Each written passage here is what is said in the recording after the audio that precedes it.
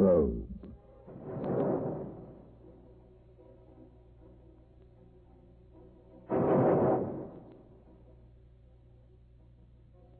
Orbiting high above the Earth, miles out in space, is the finest example of spatial technology and engineering known to modern man. Probe, power research organization for basic energy, watchdog of the planet, sophisticated sentinel for the protection and security of Mother Earth. Manned by the finest scientific brains of the age, Probe is ever alert, ever watchful, ready for any emergency or threat that may present itself to this, our world.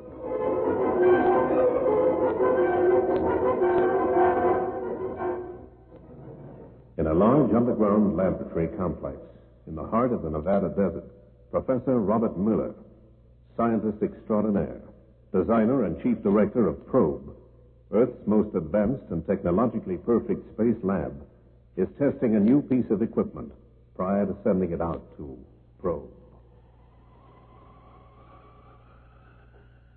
Hold it steady at that, Erickson. Yeah, good. Now, give me a reading. 123.6 and rising. A little more. 124.2 and rising. More. 125 and rising. Ready. Ready. Cut off. Now. Good. Very good.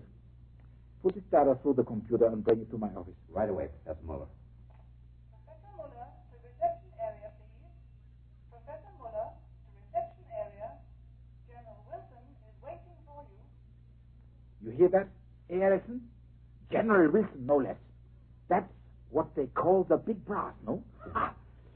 Carry on with that programming while I see what the general wants with me, huh? Okay, Professor.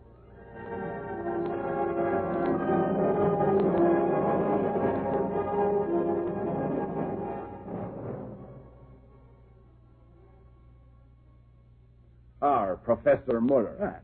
I hope I haven't dragged you away from anything too important. Oh, everything is important here, General. And what brings you from behind your desk at the Pentagon, huh? I'll get right down to it, Professor. Huh? How soon can that space laboratory of yours be fully operational? Yeah, it's rather ironical coming from you, General, huh? I've been pleading on my hands and knees from every possible source to get funds for Probe, huh? You have been the one to put the most obstacles in my way. Yeah, well, that's all changed now, Professor. I was doing my job in the way I saw fit. All right. But now the President himself sees the tremendous value of your project. He wants Probe manned and operational in the quickest possible time. A world body's been formed, WESCO. Yes, and it's to them only that you will be answerable. Right. You have got a blank check drawn on the World Bank. So it's a green light all the way, Professor. Uh-huh. Now, tell me, how soon? General, you've caught me with my pants down, huh? Staffing is no great problem. On board Probe, I shall use most of the technicians that I have here. There are none better. But I still want the top anthropologist in the country on my team. Now, the best I know is Dr. Susan Reeves. I'll get a letter off to her immediately. No, forget the letter. Huh? My private jet's outside. It's at your disposal. You don't believe in messing around, General, huh? When the President says as quickly as possible, that's what it's going to be. Now, how soon? Let's see. I will need a space pilot for the spacecraft that is moored at Probe. He will have to be a proven astronaut and dedicated to his work, huh? Yeah, well, I think I can help you there. All right. Now, one man springs to mind, Commander Steve Brady. Aha. He just got back from a 6-month exploration solo trip to Jupiter. 6 months alone in a spaceship, huh? Well, that could well be our man. Now, where is he now? Well, he's somewhere in the South Pacific on leave. I'll get the exact location from NASA. All right. Well, what are we waiting for? Why are we standing here talking? What do you say? And let's get the show on the road. I am with you there, Professor. Let's go.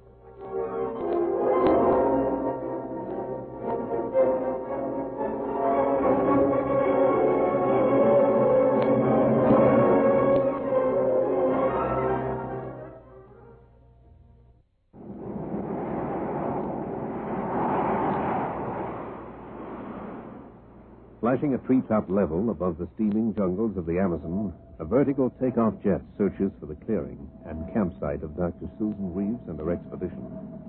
On board is Professor Robert Muller, inventor and leader of the world's most unique space lab, Probe.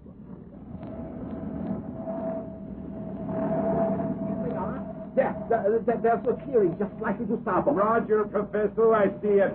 Make sure your belt's fastened. It's going to be a little bit tight down there. All right. You think you can make it? I'm not just a desk jockey, General, you know. I cut my back teeth on a joystick. Okay, hold tight. We are going in.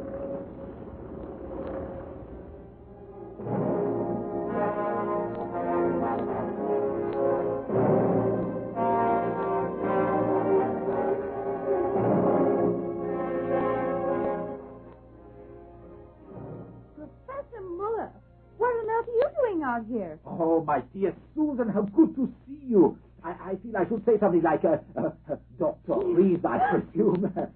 May I present General Wilson? How are you, General? Well, That was a very well, neat landing.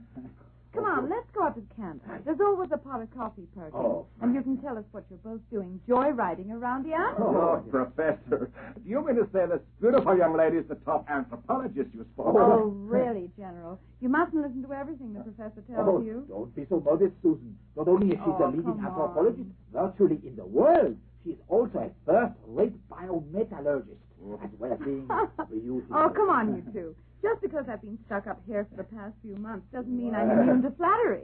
Now, what brings you here? Look, I'll tell you what we'll do, Doctor. Let's just finish this coffee. You'll go and get packed and hand over your colleagues out there, and we'll tell you all about it in the jet. Get packed? In the jet? Yes. Where are we going? We are going to the South Pacific. Now move, Doctor, move. We got a tight schedule.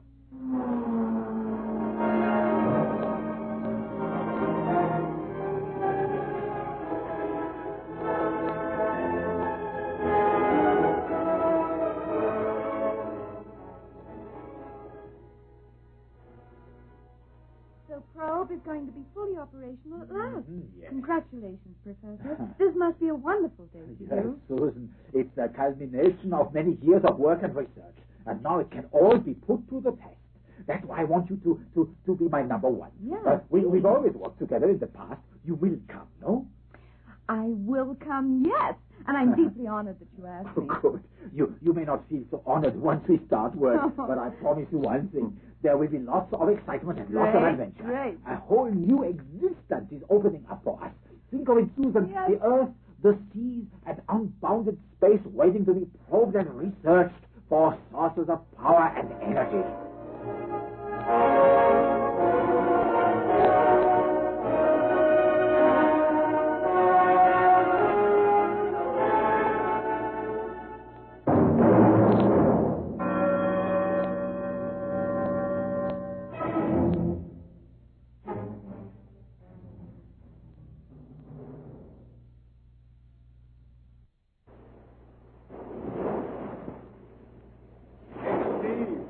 Steve Brady.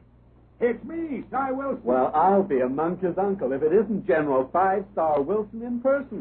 What's up, General? Have you come to query my expense account? Oh, come on, Steve.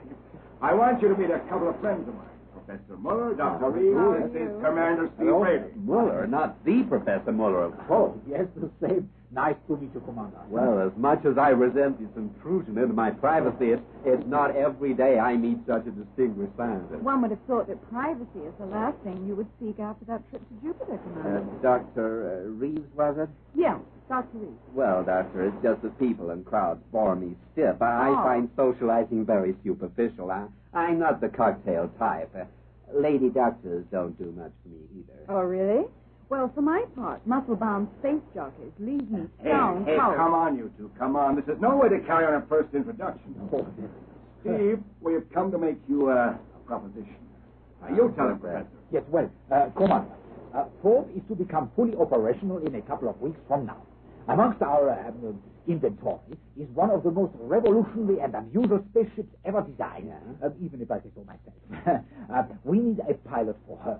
We came to see if you would be interested, and also if we would be interested in you. Right. Why shouldn't you be interested in me? I'm the best there is. Otherwise, old Five-Star Wilson wouldn't have brought you all this way out here. Is she part of the deal? A most important part, Commander. Ah. More important than even you would be, huh?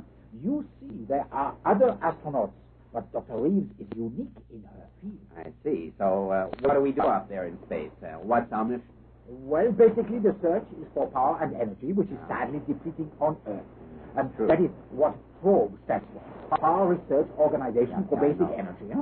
But we will have many other duties in addition to that. It will be hard and lonely work, but it will be very challenging.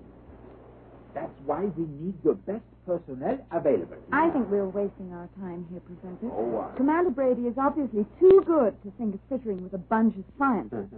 Maybe they'll send him to another galaxy soon. Then he can spend all his life years just loving himself with Prof, this. you got yourself a pilot. Where do we go? Right now, Steve, get your things and we're on our way. Great. Probe, here we come. Oh, to be back on the Amazon.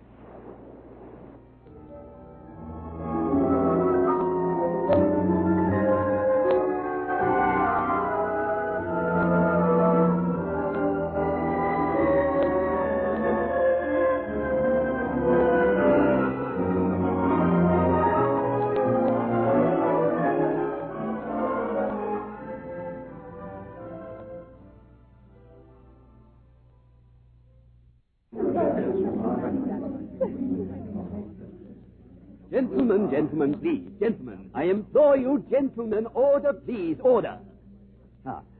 Thank you, gentlemen. We're all aware of the gravity of the situation, but rest assured, even at this moment, action is being taken to alleviate the position. Well, you all know Professor Robert Muller, the inventor and scientific leader of Probe. At this very moment, he is following up a strong lead which he assures me shows every possibility of being able to solve this grave problem. He is at the Jodrell Bank radio telescope in Manchester, England, finalizing his theory. I spoke to him this morning and he seemed most optimistic. He promised me a full report within 24 hours. Gentlemen, please be patient for a little longer. Professor Muller is the greatest scientific genius of our times. I have every confidence in his ability. This meeting will be reconvened at 11 o'clock tomorrow when we hear what Professor Muller has to say.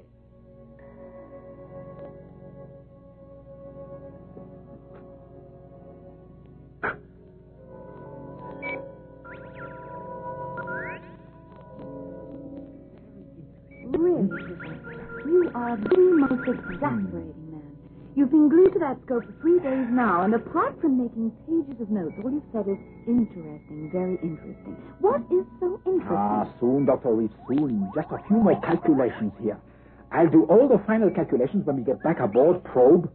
My equipment there is far more advanced and accurate than this junk here. Somehow, Professor, I don't think the personnel here at Jodrell Bank would appreciate you calling all this junk. Oh, don't be so naive, Doctor.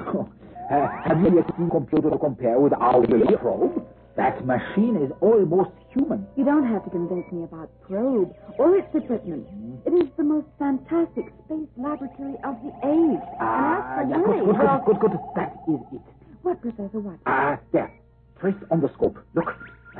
A bolt of sheer raw energy slicing through space and then dispersing. Very interesting. Raw energy? But how? From where? Remember when Steve came back from that trip to check the satellites around Venus? Yes, I remember that. He found pieces of satellites, 14, partially disintegrated, floating in space, no? That's right. And when we examined them on Probe, we found them to be scorched and scarred. Yes, now that you mention it, they were. Struck by bolts of energy. Then surely that must mean... Exactly, my dear doctor. It must mean that these bolts of raw energy are being released from Venus.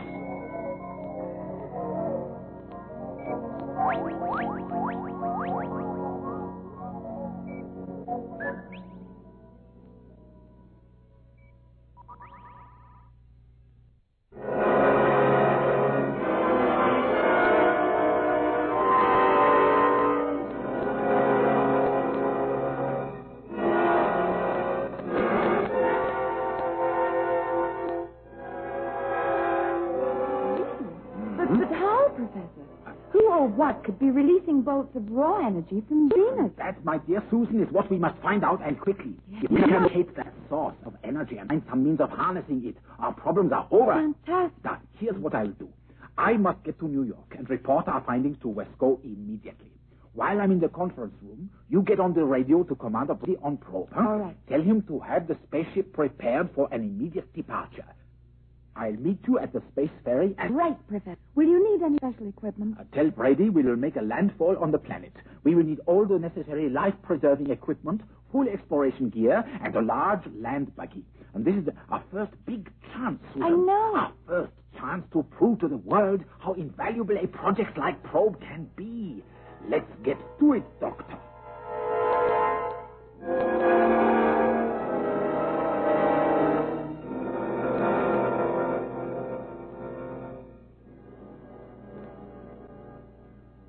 Gentlemen, your attention, please. Gentlemen, please come to order. Professor Muller has just arrived from England with his report. Professor, if you please. Thank you, Mr. Chairman. Thank you. Gentlemen, due to our investigations in space from Probe, which is a continual function of ours, we have discovered recently large forces of raw energy traveling through space and dissipating. I have just returned from the radioscope at Jodrell Bank, and I have been successful in pinpointing the source of this energy. Gentlemen, order, please. Professor Muller, where is the source of this energy? The source, gentlemen, is the planet Venus. I repeat, the source. The cause is another matter entirely. It is my intention to leave immediately with a picked crew from Venus. We shall investigate the cause of these bolts of energy and hopefully find some means of harnessing them for our needs here on Earth. With your permission, gentlemen, I shall leave at once. Certainly, Professor, and good luck. The hopes and the prayers of the entire world go with you and with your crew.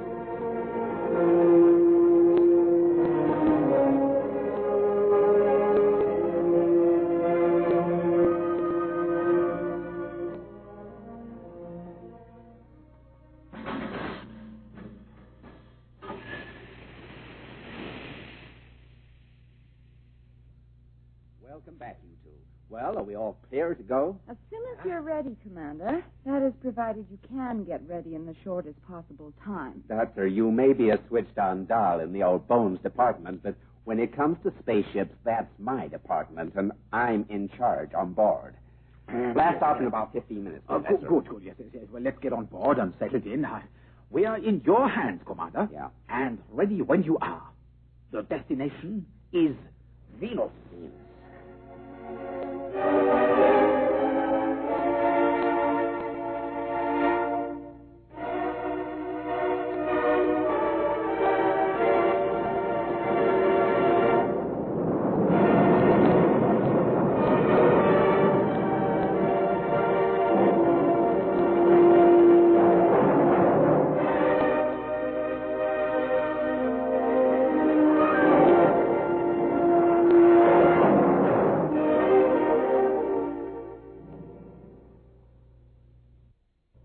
Into orbit in half an hour, Professor. Good, Steve. Everything seems to be in order here. Is everything all right on your side, Susan? Fine, Professor. Good. Although this swamp boat looks a little out of place amongst all the new It equipment. might be our greatest asset, you know. Really, Commander. And what brought you to that remarkable... How much do we know about Venus, Doctor? How much does anyone need to know? It's the second planet from the sun. It's about the same size as Earth, and it has an atmosphere. Not bad for a female anthropologist. Venus also has oxygen and water vapor near the surface and carbon dioxide, too. We'll probably find that it has a far greater area of water than land. We won't know for sure until we've penetrated the vast clouds just above the surface. We'll know before that, Steve. we will. Our scanners are very powerful and will give us a good idea of what to expect once we are in orbit. Well, now, shall we go to the control room and watch our approach? Yeah, let's do it. It's a very pleasant journey so far. What on earth is that? Listen now. Something is directly ahead of the ship and closing in fast. Now, let's go forward quickly and let's take evasive action. What could it be that there are no meteorites in this area? Look through the visor. That streak of light, it's one of those energy bolts. Hold on, everybody. I'm going to swing at the port. Now, hold tight. We hit. We're veering off. Now, don't panic. I'm holding her. I'm going to fire number 2 retro. It's to try and stabilize her. Now, stand by. Firing now. Okay, that's it. She's she's heading up. Come on, baby. You can do it. Strap yourself in, Professor. Look, I'm going to fire for orbit. And now. Otherwise, we might overshoot the plan. Now, stand by. Firing now.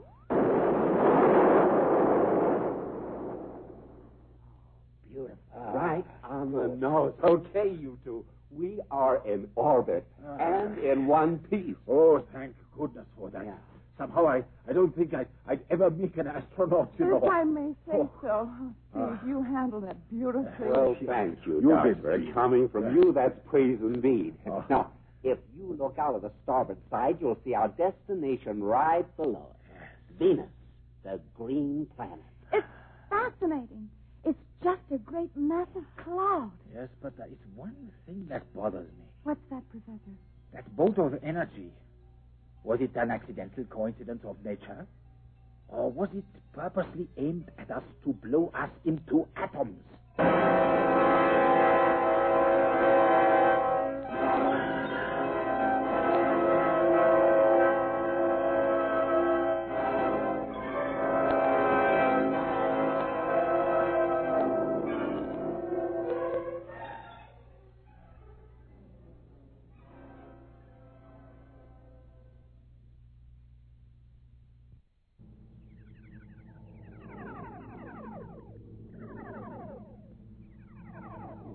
Blast out of orbit to the planet's surface, Professor. It shouldn't take too long, Steve.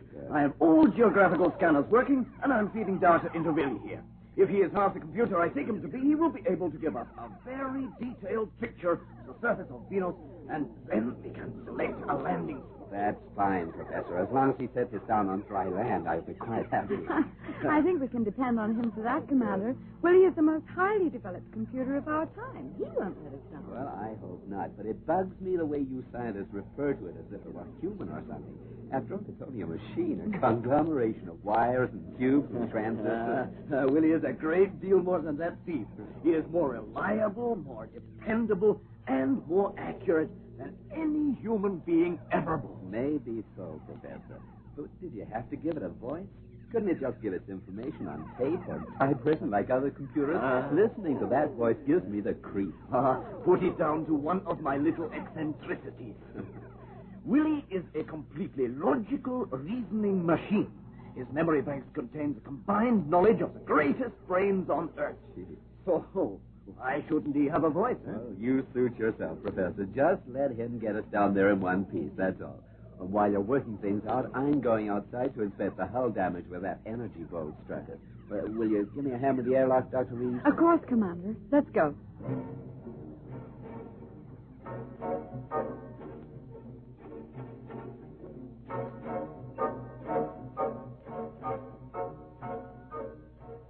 All set, Commander? All set, Doctor. Keep your receiver on. I'll give you a commentary at each stage of the hull examination. Start the air pressure equalizer, will you? Starting equalizer. Now. Gauges show equal pressure on this side, Commander. How about your side? Everything okay this side, Doctor. Opening outer hull door. Securing lifeline. All breathing systems okay. Making my way aft to the starboard side. Be careful, Commander. Don't you worry your pretty head about me, Doctor. This is purely routine.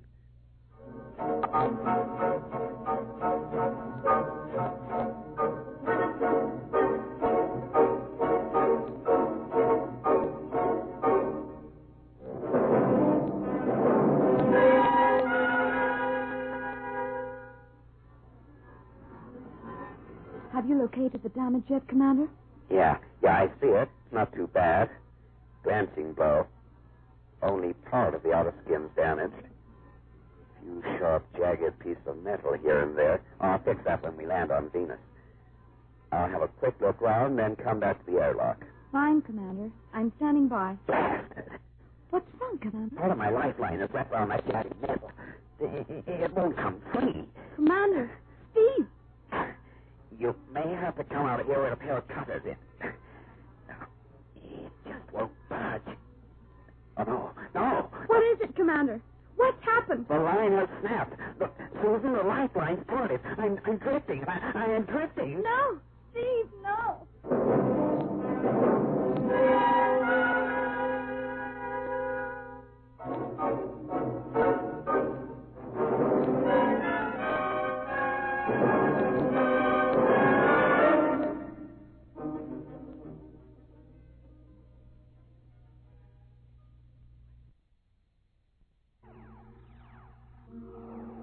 Professor, come quickly. Steve has drifted loose from the ship. We must do something. There's no time to lose. Drifted loose? What happened? What happened, Susan? His lifeline. His lifeline was severed on some jagged pieces of metal on the outside of the ship. He's drifting, Professor. He's drifting. Now, Susan, do not panic. Quickly, fetch one of the rocket bags from the locker. Right. I will go out after you. Right, Professor. I'll get back to the radio and keep in touch with him. He must be terrified out there. Let's move quickly now. There isn't a moment to lose.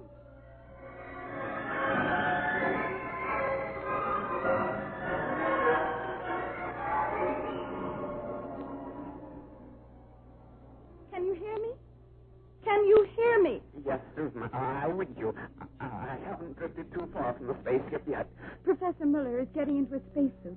He's fixing up a Schneider rocket pack, and he's coming on after you. Okay, Susan, but tell him to take it easy.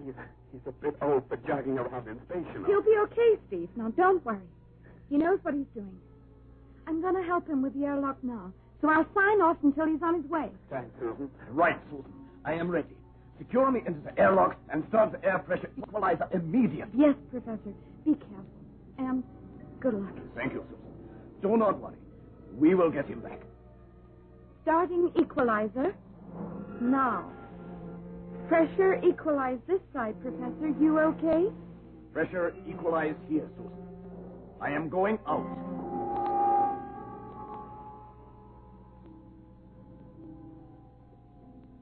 Can you see him, Professor? Can you see him? Yeah, Susan, I see him. He is not very far away. I am jetting over towards him now.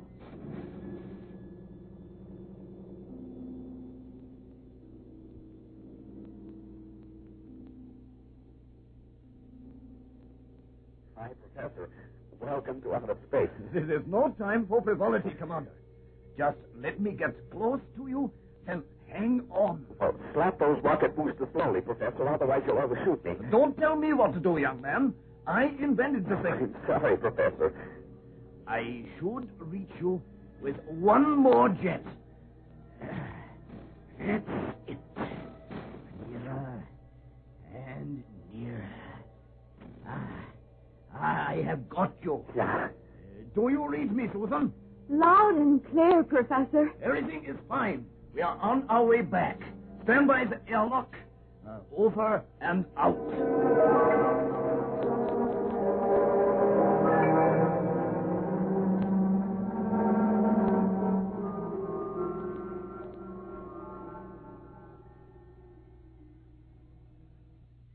Well, Commander, what do you have to say about this? I don't get you. What do you mean? Doing a stupid thing like What? that. Risking the professor's life and endangering the whole mission. And you're supposed to be a crackerjack space pilot. For crying out loud. What do you mean?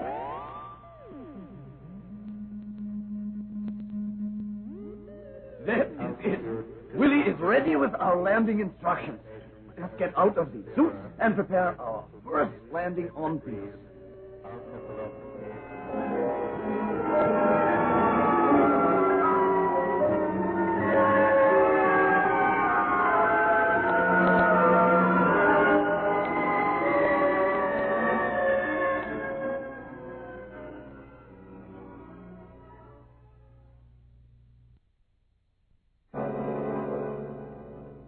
All set for blast-off, Professor. We are ready when you are, Steve. Blast-off countdown beginning. 9, 8, 7, 6, 5, 4, 3, 2, 1. Firing. We are, folks. We've broken through the cloud layer. There's Venus right below us.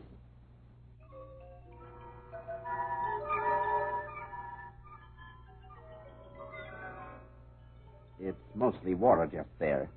No, not quite, Steve. Huh? Look over there to port. Yeah. That is quite a large landmass. Perhaps about the size of Australia. Exactly on the course Willie gave us. Say, that machine of yours is all right. I've never doubted Willie's ability for a moment, Commander. I didn't think you would have, Darty. You women's lib types are all the same. Who said Anything anything better than a about man? women's lib? Well, it's written all over you. Well, really. Will you two stop bickering? Here we are about to make space history, and all you can do is to argue about women's libs. Keep your mind on the job at hand, Commander. I'm sorry, Professor. There seems to be a large stretch of open plain down there. We'll take a run over it just to check it out. If it's okay, we'll land there. Looks fine from here, Professor. A good open stretch. A few groups of rocks here and there.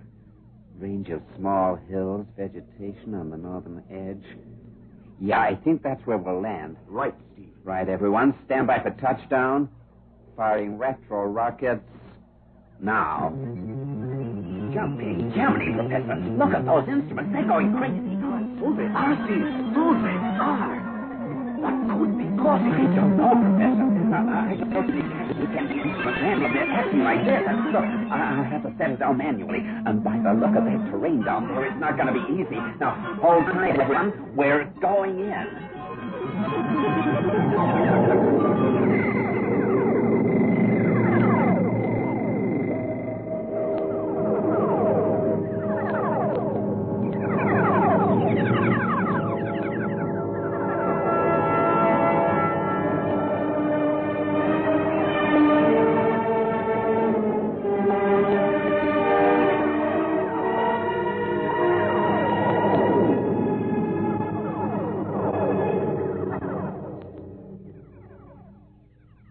Everyone okay? Professor, you all right? A bit shaken up, Steve, but otherwise fine. Susan, are you okay? Yeah, Professor. I'm all right. How bad is it, Steve? Well, it's not exactly the best landing I've ever made, but, well, anyway, we're down, and we're all in one piece. No. Well, I guess that's good enough for press. Yeah. That is something to be grateful for. Sure is. I am going back to the computer room to make sure that everything is in working order. Yeah. I want to get the scanners operating to find out what the conditions are like outside. You two check out the ship and the equipment for any damage. Roger, Right. Professor.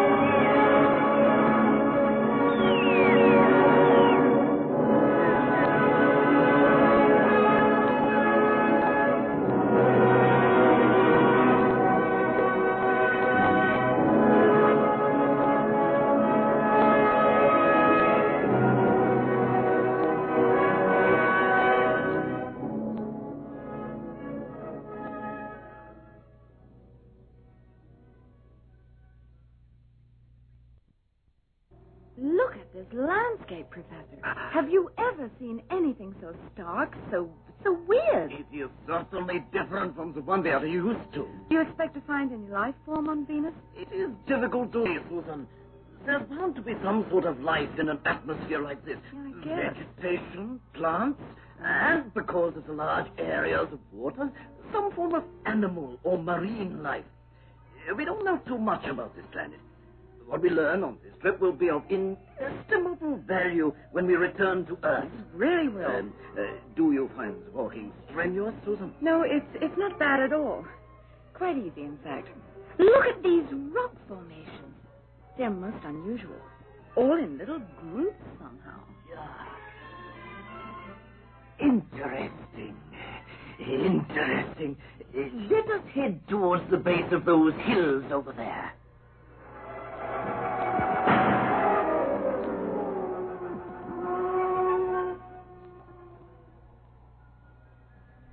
Seen anything interesting yet, Susan? Well, just the rocks. And what seems like moss or lichen growing on them. Hmm? There seems to be vegetation over there amongst the hills. Bushes or trees. I can't make it out too clearly from this distance. We will go a little closer and find out. I must determine where those bolts of energy come from. Professor? Professor? What is it, Susan? Look back at the ship. Look back at the ship, Professor. I see it. It looks fine to me. Can't you see, Professor? The landed area around the ship was perfectly clear. Look at it now. There are groups of rocks all around the ship. Oh, nonsense, Susan. No. You are imagining No. it. It is the distance we have come.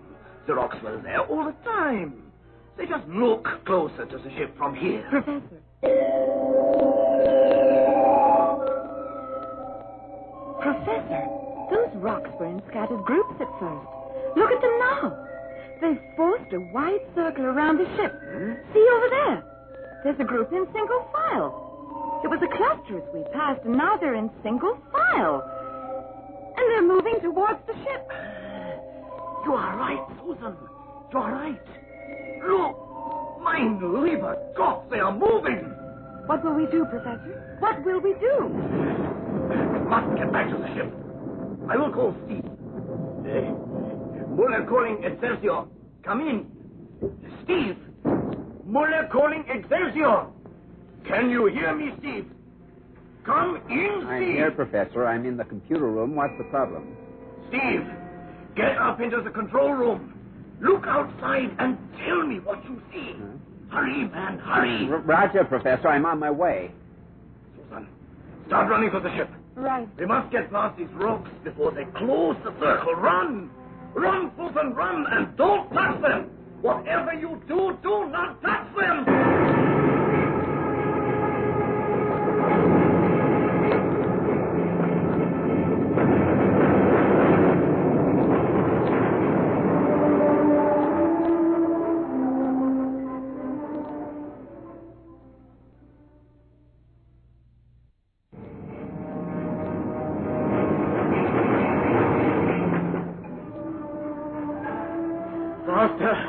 Faster, Susan, faster. I'm trying. We must reach the ship before the circle closes. Increase your oxygen supply. I'm going as fast as I can, Professor. As fast as I can, but I can't see any gaps on this side. They've cut us off. Get the lead out, you two. There's still a gap on the port side. Run, damn it, run. I'll open the port side airlock now. Stay there. Quickly, Susan. Round the port airlock. Look, there's a gap. Make for it, Susan. As fast as you can. The airlock door is open. A good old Steve. We have made it, Susan. We have made it.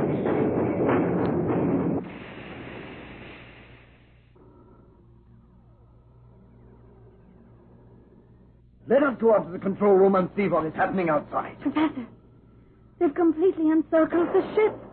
They're closing in on us. What'll we do, Professor? They're getting onto the ship as well. Look, there's more of them coming. They're piling up, one on top of the other. If they keep this up, they'll topple the ship over. I think we should blast off, Steve. Perhaps they are just in this particular area. Let us look for another landing spot. Right, Professor. Prepare for takeoff.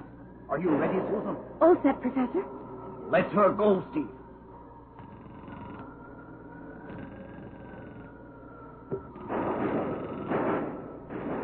What is the matter, Steve? She won't fire, Professor. She just won't fire. It's the rocks. They blocked off all the afterburners. We can't take off. We're grounded. The gun, Professor. Try the bladder gun. It may disintegrate the rocks. Steve, try the blaster. If it works, we can dismantle the gun and fire it from the airlock.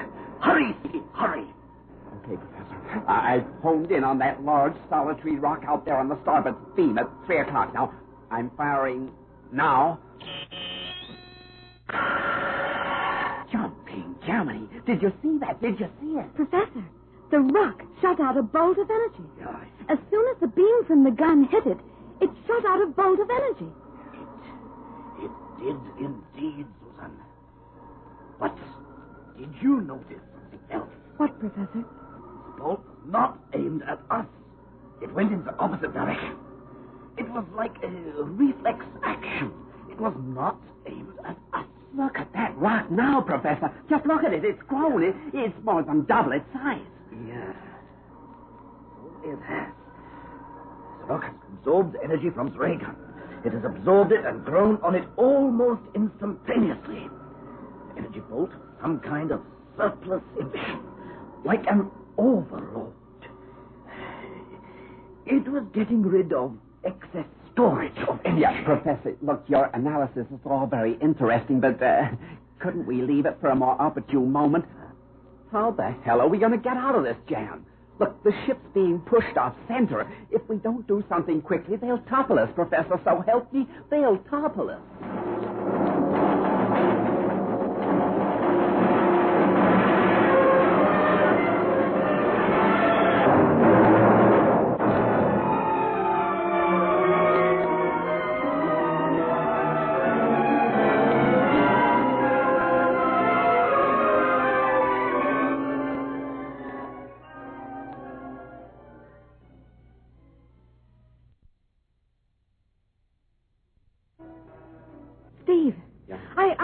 the ship moving. The rocks are trying to push the ship over. Look, Professor, we've got to do something quickly. If enough of those damn rocks get onto the ship, we're finished. And there's more of them coming across the plain. Just Look at them. Radio, Steve. Yeah. Radio. Get a call back to the space lab. If we can contact General Wilson, he'll send another ship to rescue us. That's a good idea. Once he knows we've located the source of the energy bolts, he'll get some action going right away. But that'll take time, Professor. What's going to happen in the meantime? I'm not sure, Susan. But somehow, I don't think the rocks are threatening us personally. They could have accounted for us when we were out there on plane. We were open and vulnerable then. Hurry, Steve. Get that call to the probe right away. Okay, Professor, just whatever you say. Spaceship Excelsior calling probe. Come in, please. Spaceship Excelsior calling probe. Come in, please. This is a Mayday transmission. This is a Mayday transmission. We are standing by for your signal. Well, that's it, Professor. We can only wait for their reply. How long will it take, Steve? Hard to say, Susan. Could be anything up to half an hour. What do you think, Professor? Yeah, it could be that long, yeah. By the time our signal reaches probe and their signal gets back... This is 3875 calling Earth Spaceship. This is 3875 calling Earth Spaceship. Are you receiving me? Who in the name of all that's wonderful is that? Lieber Gott. That can't be probe. Who can it be? I don't know, Susan. I honestly don't know. Did you notice? There were no atmospherics, no interference at all. Now that you mention it, Professor, you're darn right. That means that... It means what? For heaven's sake, means what? It means, Susan, that whoever is calling us is not very far away. In fact, I would say we are not alone on this planet.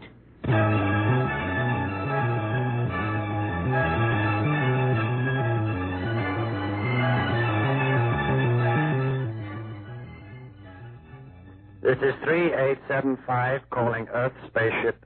This is 3875 calling Earth Spaceship. Are you receiving me? What do we do, Professor? What else, Steve? Answer him. Right. We can't get into much tighter spot than we are in now. If whoever or whatever it is close by, maybe he can get us out of here. Answer him, Steve. Right. This is Spaceship Excelsior. We are receiving you. Whoever you are, please identify yourself. This is 3875. You seem to be in difficulties. I can assist you. Do you want my help? Too damn true we do. Who are you? Where do you come from? I have told you. I am 3875. You cannot see me at the moment. My ship is at the base of the foothills on the eastern edge of the plain. I have you on my video scope. If I do not act quickly, your ship will be overturned. May I assist you? What do you say, Professor? Accept, Steve, accept. Okay. Okay, 3875, we accept your offer gratefully, but you haven't answered my question. Where do you come from? It is not of any importance, but if it satisfies your curiosity, I come from the constellation known to you Earthlings as Perseus.